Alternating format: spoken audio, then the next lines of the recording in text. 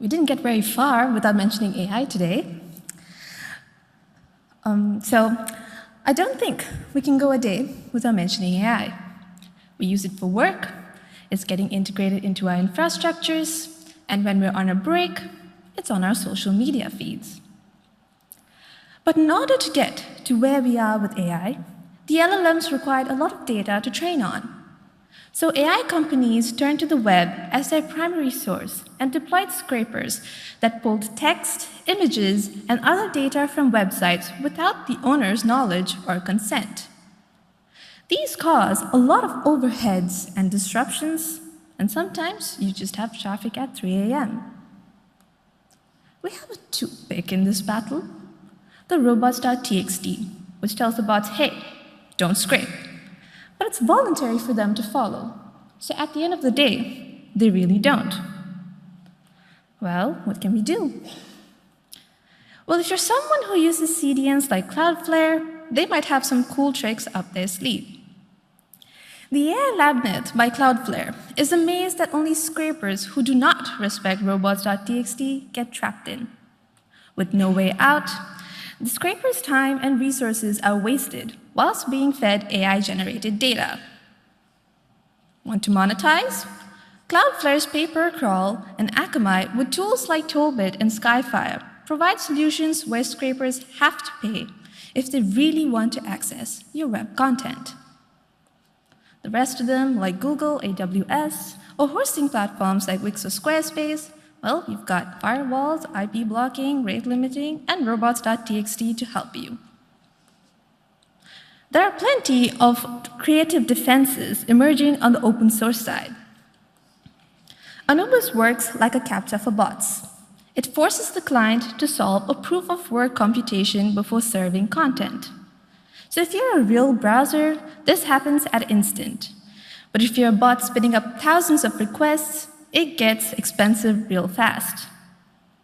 There's some more offensive strategies available as well, like tar pits and zip bombs if you're feeling a little bit risky. Nepenthes, Quixotic, and Iocane are tar pits that trap bots in an infinite loop of gibberish, poisoning the training data with Markov babble. But this is to be used with caution, as these can ruin your search engine rankings and also consume your resources a lot more than usual.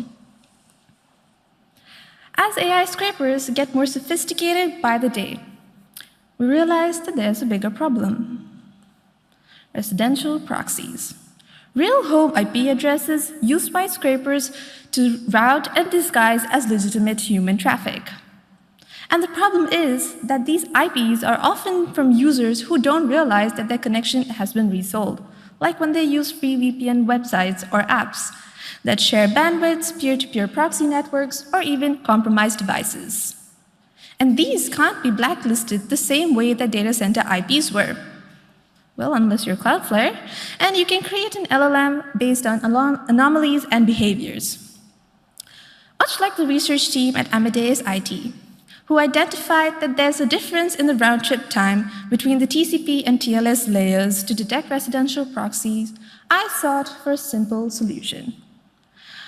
TLS fingerprinting, characterizing based on the TLS handshake. Fox.io developed JA4+ as a standard for TLS fingerprinting.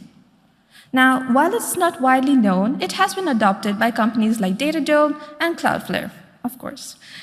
A lot of information can be drawn from these fingerprints by targeting deprecated cipher suites or odd combinations of TLS extensions. Anomalies can be detected. This, with existing mitigation tools, can help overcome AI scrapers that use residential proxies. So where does this leave us?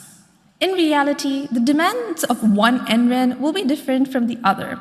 Some of us would want to stay wide open, while the rest of us would like to protect our research data. At the end of the day, we're all dealing with the same scrapers, with different constraints. The defenses I've covered could be looked at a modular approach. Maybe we could combine robots.txt with experimental setups of TLS fingerprinting. Pick and explore what would fit your company's risk tolerance and resources. Together, we can start a community discussion on what works and what doesn't.